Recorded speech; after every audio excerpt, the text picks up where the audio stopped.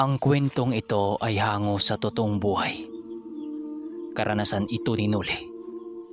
Taong 1996, Bacolod. Ang pagbabalik ng ermitanyo. Sana walang mag-skip ng ads.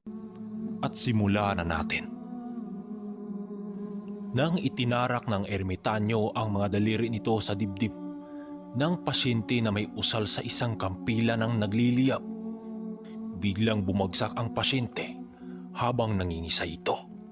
Habang nagwiwika ang ermitanyo ng, "Wala akong pagpipilian kundi kitilan ng buhay ang nilalang na yon. Dahil sa lakas ng sumpa nitong pinakapit sa katawan ng asawa mo, pagpapahingahin na muna natin itong asawa mo. Nanghina ang husto ang katawan ng asawa mo. Dahil pirsahan kong inalis ang espiritu ng engkanto dito sa katawan ng asawa mo, Mundo. Pero huwag kang mag-alala. Ipangako ko sa iyo na babalik sa normal itong asawa mo. Sa ngayon, kinakailangan na muna niyang magpahinga para makabawi ng lakas." wika ng ermitanyo. Makalipas ang ilang minuto, nagpasya ang ermitanyo na lalabas na muna siya ng bahay kasama si Noli at ang ama ni Mundo. Habang si Umar naman at ang mga kamag-anak nila abala sa pagbantay sa ina ni Umar, hindi pa nagigising. Habang papalabas ng bahay ang tatlo, pumunta ang ermitanyo sa likuran ng bahay nila Umar kung saan naroroon ang isang napakalaking duhat. "Mundo, dahil sa pagtambak ng asawa mo sa puno na ito, hindi niya namalaya na nagambala niya ang mga engkantong naninirahan dito. Kaya't binigyan siya ng napakalalang sakit bilang ganti sa asawa mo." Wika ng ermitanyo. Nang sinabi yun ng ermitanyo, halos hindi makapaniwala ang ama ni Umar na mayroon palang ganong mga nilalang na kayang manakit ng mga tao. Ayon pa sa ama ni Umar, kung hindi nagkataong nagkasakit ang kanyang asawa, malamang hindi niya masasaksihan ang mga ganong nilalang ng ginamot ni Manong Duming. Magamat maraming manggagamot ang nagsasabi sa ama ni Umar na mga engkanto nga ang may kagagawa nun, hindi pa rin siya kumbinsido. Doon pa lang siya napaniwala ng tuluyan nang si Manong Duming ang kanyang nakitang ng gamot.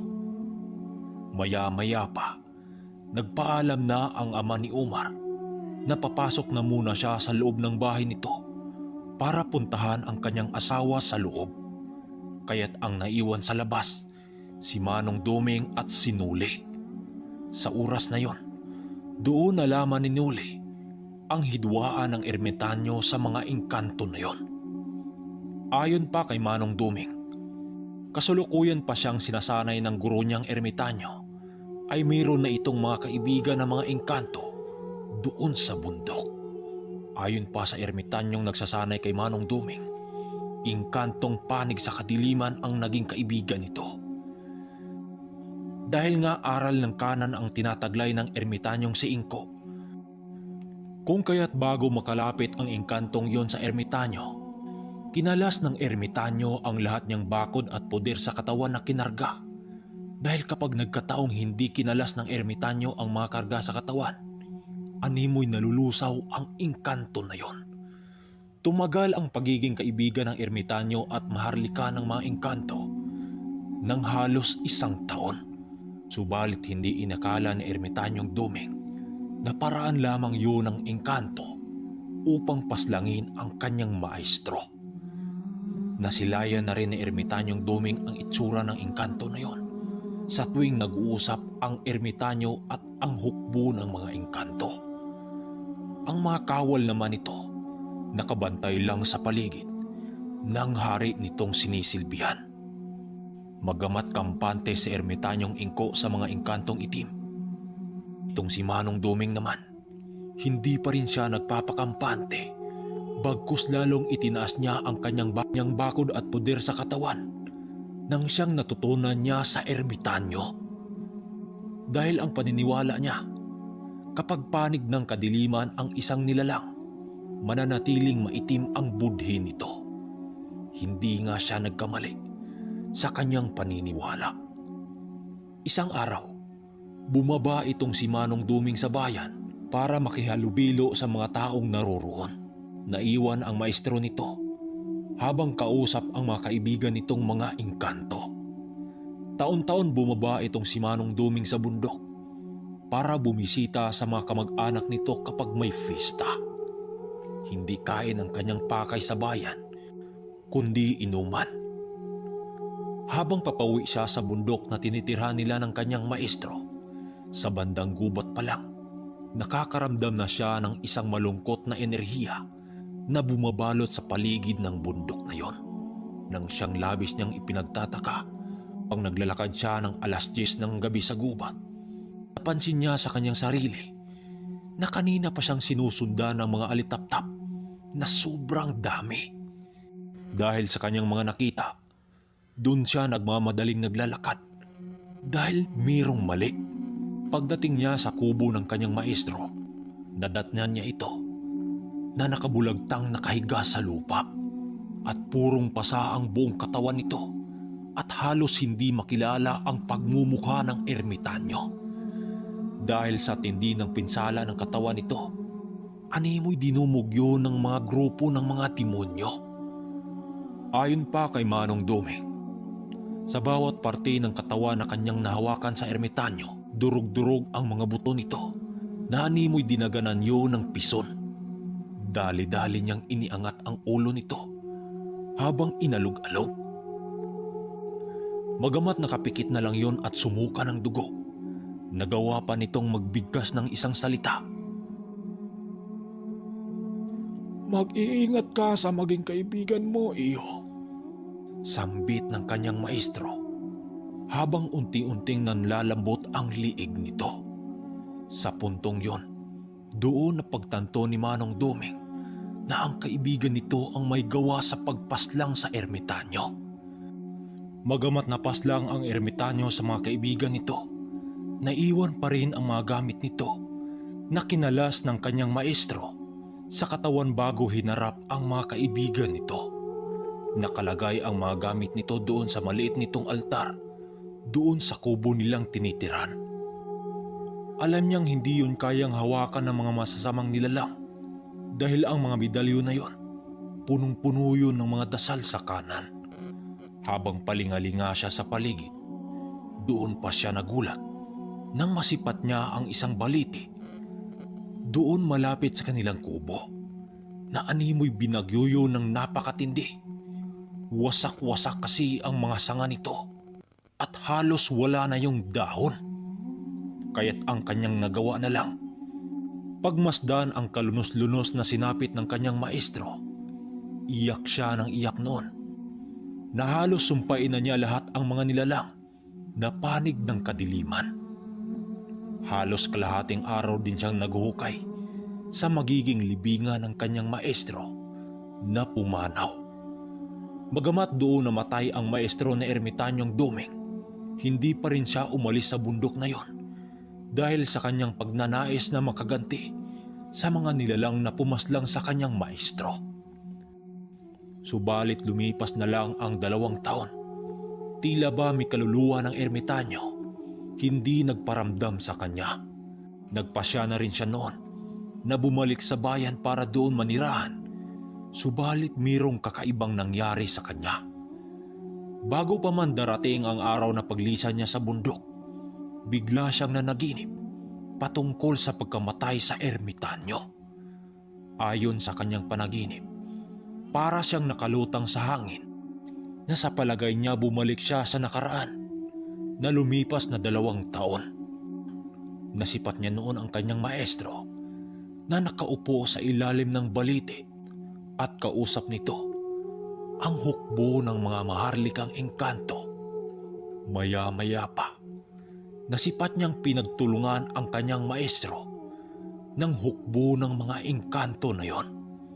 Nagpagulong-gulong ang ermitanyo sa lupa habang walang awang pinagtulungan ng mga demonyo. Tawa ng tawa ang hari ng hukbo na yon nang biglang may tumalon sa hukbo na yon na isang napakalaking gagamba na may ulo ng tao. Kitang-kita niya sa kanyang panaginip kung papaano nagwala ang alaga na ermitanyong Inko habang pumaibabaw ang nilalang sa bangkay ni ermitanyong Inko. Nang bigla na lang siyang nagising, nang humagulgol siya sa iyak habang natutulog, napanaginipan niya ang kanyang maestro. Lumalabas ng kubo itong si Manong Duming. Habang pinagmasdan ang napakadilim na paligid, hindi na siya nakatulog ulit noon dahil sa kanyang panaginip na yon. Sa isip-isip niya, maaring buhay pa ang alaga ng kanyang maestro dahil minsan na rin siyang nakakaramdam sa tuwing gabi na mayroong nilalang na animoy nakamasid sa kanyang pagtulog. Bigla naman siyang napapaisip kung papaano natawag ng kanyang maestro ang alaga nitong sawangis ng gagamba. Magamat na ipasa ng ermitanyo sa kanya ang lahat nitong aral, hindi na ituro ng ermitanyo sa kanya kung papaano tawagin ang nilalang na yon. Makalipas ang ilang araw, hanggang sa dumating ang mahal na araw. Ayon kay Manong Duming, sa lahat ng mga taong nagtatangan ng mga lihim na karunungan, mapaantingero, albularyo, mambabarang o mangkukulam, ay sa tuwing mahal na araw, nangangalap yun sa mga kabundukan para mas lalong palakasin ang mga karga nito, lalong-lalo na sa mga ermitanyo.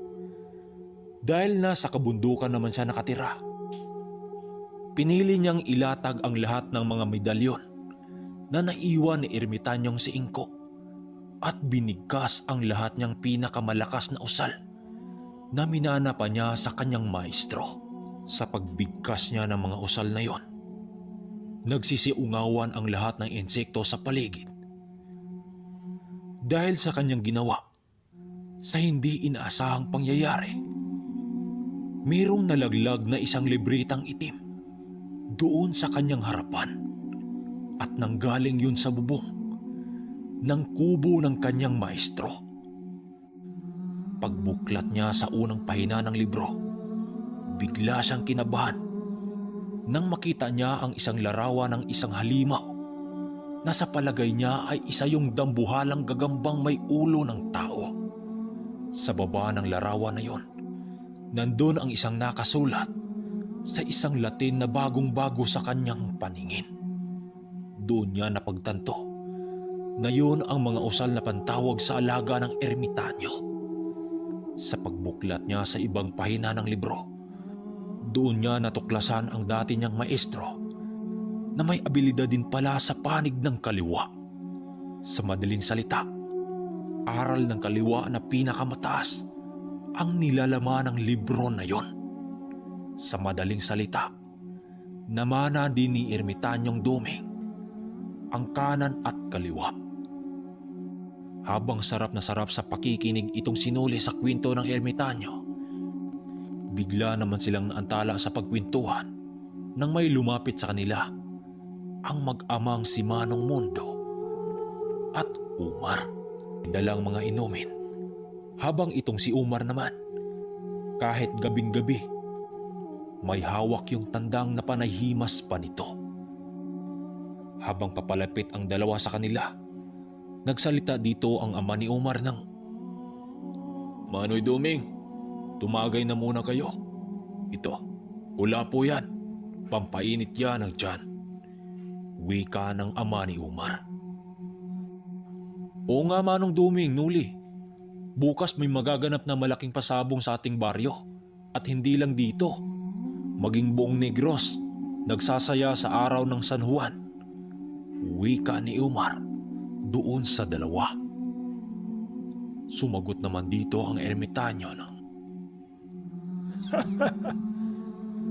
Kaya nga may dala kaming panlaban na manok para sa pistahan ng San Juan. Sa hindi nakakaalam sa San Juan, buwan yata ito ng June o Hunyo na halos lahat ng mga tao niyan naliligo sa dagat at may pistahan din. Maraming palaro sa bawat baybayin ng Negros. Mayroong karera ng bangka, langoy, At ang mas tinatangkilik ay ang pasabong ng manok. Balik tayo sa kwento. Kayo ba, Mundo?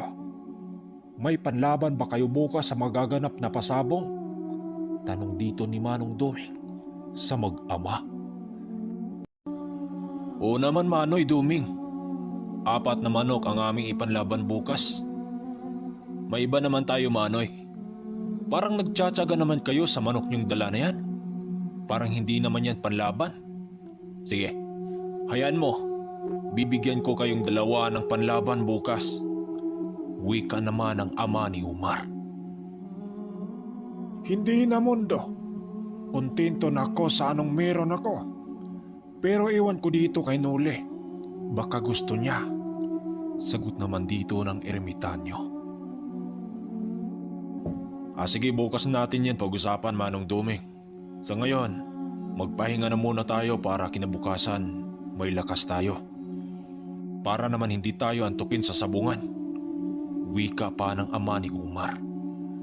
Kaya't sila Noli at si Manong Duming, pumasok na sila sa bahay ni Umar at para matulog na, alinsunod sa sinabi ng ama nito. Habang katabing matulog ni Noli ang ermitanyo, nagwika ito sa kanya na pabulong ng, Noli, bukas na bukas, kapag nandun na tayo sa sabungan, huwag kang magpapahalatang isa tayong dagunang mananabong. Dahil kapag nagkataong mahalata tayo, may posibilidad na makontra ang tanga nating Bertot sa ibang mga sabungirong bihasa din. Tandaan mo, Noli, hindi porkit nagtatangan ako ng malalakas na aral ay pwede ko na itong gamitin sa sugal. Wika ng ermitanyo nang siyang naintindihan naman ni Noli. Maya-maya pa, nakatulog na rin silang 2 sa kwartong pinapatulugan sa kanila ng pamilya ni Umar. Nagising na lang silang 2 ng isang madaling araw nang makarinig sila ng ingay sa labas ng kanilang kwarto.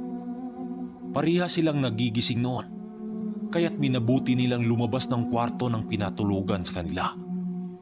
Paglabas nila sa silid na yon, nadatnan nila ang buong pamilya ni Umar na halos magtatatalon yon sa tuwa nang makita nilang nagagawa ng makapagsalita ng ina ni Umar. Magamat hindi pa ito nakakatayo, alam ni Noli na hindi rin kalaunan makapaglalakad din yon. Manong, nakakapagsalita na ang asawa ko. Maraming salamat talaga sa iyo, Manong Duming. Dahil kung di kayo napadpad sa lugar na ito, malamang hanggang ngayon, di pa rin gagaling itong asawa ko. Wika ng ama ni Umar. Mondo, kung sino man ang nagpapagaling sa kanya, walang iba kundi ang kataas-taasang kinilala nating Panginoon. Magtiwala kayo sa kanya, dahil kahit ilang bisis ko mang gamutin niyang asawa mo, kung hindi niya ako pinahintulutang pagalingin itong asawa mo, wala tayong magagawa. Sagot naman ni Manong Duming sa ama ni Umar. May pinainom ang ermitanyong langis doon sa ina ni Umar para tuluyan na yung gumaling sa lilipas na araw. At ito na ang araw ng San Juan. Hindi na rin sila nakatulog noon dahil ang ingay ng oras na yon. Nasa 3:00 na yata yun ng madaling araw at halos ang lahat ng mga kabitbahay nila Umar nagkakatayo ng mga baboy. Maging ang pamilya ni Umar, nagkakatay din yon ng mga baboy at mga baka sa labas ng bahay nila. Marami kasing tauhan ang ama ni Umar nang siyang gumagawa ng handaan sa kanilang fiesta. Gustuhin mang tumulong nila Noli at Manong Duming, subalit pinigilan sila ng ama ni Umar. Nawag na raw silang sasali sa gawain dahil marami naman daw silang mga tauhang mag-aasikaso. Makalipas ang ilang oras, nasa 7:00 na yun ng umaga, kitang-kita nilang 2 ang labas ng bahay nila Umar na napakaraming iniikot na lechon na mga baboy. Napakasaya ng pakiramdam ni Nuli at ni Manong Duming dahil sa napaka-aligri ng baryo na yon. Habang yung nagluluto sa mga handa sa pista, panay din ang pagtatagay ng mga tuba ng siyang mga iniinom ng mga ito. Sa hindi kalayuan ng bahay nila Umar, nakasipat din sila ng grupo ng mga kalalakihan na gumawa ng isang bakod para sa gagawing ruwida ng sabungan. Nasa ilalim yun ng malaking akasya nang siyang pinagmasdan lang nila Manong Duming at Nuli. Dahil nga pala kaibigan itong si Ermitanyong Duming, kaya't hindi kalaunan sa araw na yon, marami din silang nakilala o mga bagong kaibigan. Habang silang dalawa nagkakape sa isang kubo, si Umar naman abalang-abala sa pagpapakain ng mga manok kasama ang ilan nitong mga alalay. Maya-maya pa, nilapitan ni Nuli ang kanyang tandang na nakatali katabi sa manok nila Umar. Napalapit si Nuli dito nang marinig niyang magsalita ang isang alalay ni Umar. Umar, kala ko ba wala ka ng bisayang manok? Ba't andito to? Bakit may nakahalo sa mga panlaban mong manok? Wika ng kaibigan ni Umar. Sumagot naman dito si Umar ng, "Huwag mong pakialaman yan, Tong. Kila Manong Duming yan. Panlaban nila yan mamaya."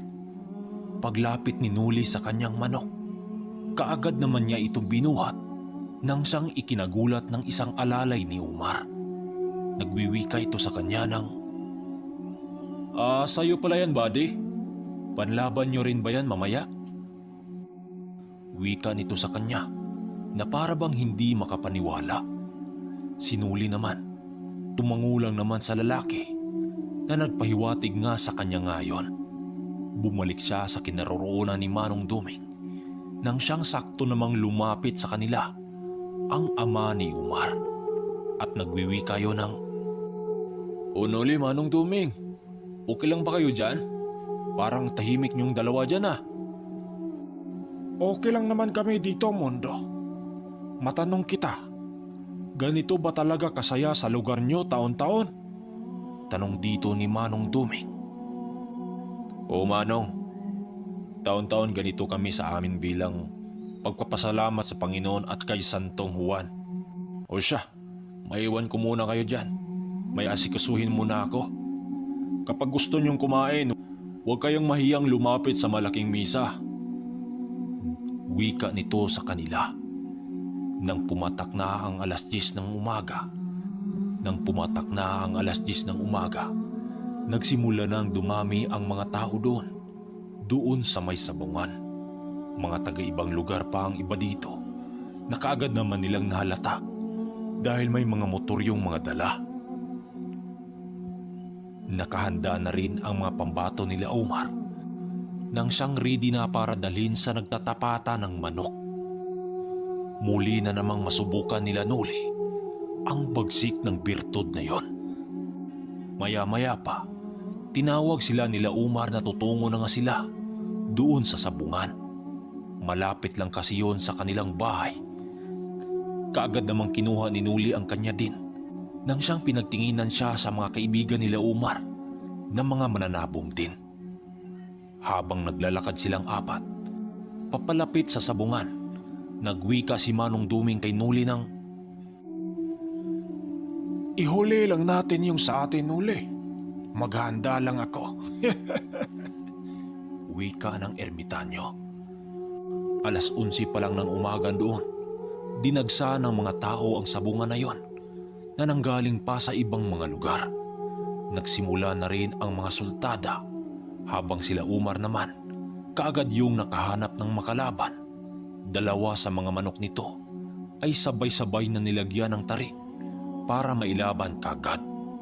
Maya-maya pa, pumasok na sila Umar at ama nito doon sa ruwida dahil sila na ang kasunod habang sila Manong Duming at Nuli nagpaiwan lang sa labas para doon lang manood. Hindi basta-basta ang labanan na yon dahil limpak-limpak na salapi kung makapagsugal ang ama ni Umar. nakapwisto ang dalawang panig na handa nang magbibitaw sa mga manok. Habang nanonood silang dalawa, kitang-kita nila ang isang lalaki sa loob ng ruwida na naghagis ng asin, mga durog na bawang at isang uri na damo na pampatapang ng kabayo. Yun ay ang kisol na isang uri ng damo na pangontra sa mga aswang. Napatawa pa noon si Nuli dahil sa ginawa ng lalaki, subalit sinaway siya ni Manong Duming. Huwag kang ganyan, Noli. Alam mo, dito sa sabungan, hindi lahat ng tao dito ay ordinaryo. Yung iba ay mga aswang na nanggaling din sa kabundukan. Wika ng ermitanyo. Maya-maya pa, nasipat nilang nilapag ng ama ni Umar ang manok nito nang siyang direktang sumugod sa kalaban. Nagpalita ng paluan ang dalawang manok na para bang walang ilaga ng atake. Maya-maya pa, doon nila nakitang nakayaka na lang ang kalaban. Subalit kila Umar naman, grabe din ang tama pero nanalo naman. Hanggang sa pumasok na ang pangalawang ilalaban nila Umar doon sa ruwida. Isa yung kulay pulang manok nila Umar na sana ilalaban yun sa derbe. Napakalaki ng katawan ng manok na yon na may saktong taas din. Nang inilapag sa lupa nila Umar ang manok na yon, animoy dadagit yun ng isang tandang. Nang makita na ermitanyong Duming ang kalaban, doon siya napasapo sa ulo dahil naramdaman niyang may agimat na karga ang kalaban sa manok at mga usal na nanggaling sa kaliwa na pagmamay-ari ng mga aswang. Mabagsik ang usal ng mga aswang kapag nailapat ito sa manok na ilalaban. Bago binitawan ng kalaban ang manok nito, pumadyak yun sa lupa, sabay turo sa manok nila Umar. Pagsalpukan ng dalawang manok, kitang-kitang nilang dalawa kung paano magwala ang manok nila Umar. Sa bawat sabayan ng dalawang manok, nagsisitanggalan ang balahibo ng kalaban, indikasyon na laging pasok ang palo nito.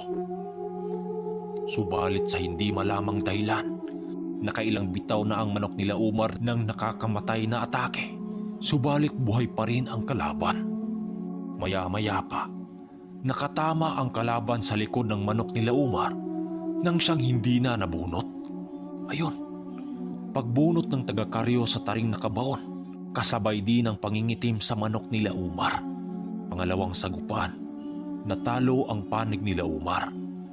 Dali-dali yung lumabas ng sabungan nang siyang sinalubong nila Nuli. Paglapit nilang dalawa, napawika ang ama ni Umar ng, Napakaswerte naman ang manok na yon. Siya raw hindi man lang nagtamo ng sugat. Sa kabila ng nakailang ulit yung pinaluhod ng manok ko. Wika nitong may halong galit. Ganyan talaga ang sabong mundo. Minsan akalain mong nagwawagi ka na, pero sa huli hindi pa pala. Hayaan mo, baka sa sunod, magawa mo ring manalo. Sagot ng ermitanyo. Manok iyon nila Tatang Tasyo. Pinahawak lang sa ibang mananabong din. Sabat pa dito ni Umar nang siyang biglang natigilan ang ama ni Umar. Walang hiyang Tasyo na yan. Sa lahat ba namang sabungirong iniwasan ko, yun pa ang nakaharap ko? Wika nitong may halong inis.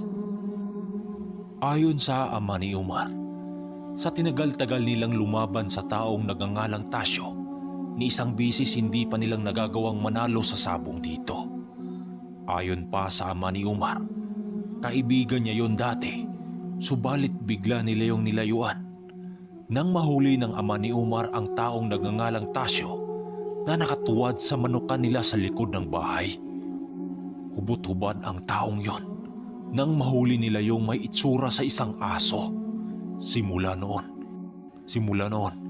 nilayuan yun ng ama ni Umar nang siyang ikinagalit ng taong yun sa kanila. Simula noon, palagi na nila yung nakaengkwentro sa sabungan, pero ni isang bisis, Hindi yun na huli nilang nagbibitaw yun ng manok sa ruwida. Nang marinig yun ni Manong Duming, alam niya sa kanyang sarili na isa nga yung aswang dahil sa sasabulag nitong ibinalot sa katawan ng taong iyon. Subalit ang hindi alam ng ama ni Umar, ang pangatlong laban nila, ayon din ang taong si Tasyo, ang makalaban nila. Maya-maya pa, may nakausap ang ama ni Umar na isang lalaking may katandaan din. Nag-aalak yun sa kanila na sila na lang daw ang lalabanan nila. Sa puntong ito, dito na nakikialam si Manong Duming nang muli niyang mararamdaman ang presensya ng taong si Tasyo na isang aswang na sabungero. Mundo, ayun ba ang makakalaban nyo? Tanong ni Manong Duming sa ama ni Umar. Sumagot naman dito ang ama ni Umar ng, "Oo, yun nga, Manong. Bakit ho, Manong?" Sagot nito na pabalik. Wala naman. Pwede bang ako na lang magkakabit ng tari sa manok nyo? Wika ni Manong Duming nang siyang nagdalawang isip naman ang ama ni Umar. Marunong ho ba kayo, Manong? Baka sasablay tayo dyan. Wika ng ama ni Umar. Nang sinabi yun ng ama ni Umar, tumawa lang naman dito ang ermitanyo habang sumasagot ng, Magtiwala ka lang, Mundo. Baka malay mo, sisertihin tayo sa laban na ito. Dahil sa sinagot ni ermitanyo, wala nang nagawa ang ama ni Umar kundi payagan ang matanda. Habang kinabitan ni Manong Duming ng tari ang manok, may dinukot ang matanda sa kanyang bulsa nang siyang hindi napansin nila Umar. Sa pagkakataon na ito, inilagay ni Manong Duming ang ginamit nilang kapiraso ng kahoy na parte sa nakuha niyang bertud ng bubuyog. Sa mga nagalit dyan sa akin, dahil muli na namang nadamay ang mga aswang, pasensya na kayo ha. Dahil kapag iskipan ko ang parte na yon, baka sa akin naman mainis ang sender natin. Baka magtampo pa eh, tapos hindi na magsin sa atin ang kwento. Oo nga pala, nasa description ang Gmail account natin. Kapag may kwento kayo dyan, doon nyo lang isisend para magawa natin ng istorya. Yun lang, salamat.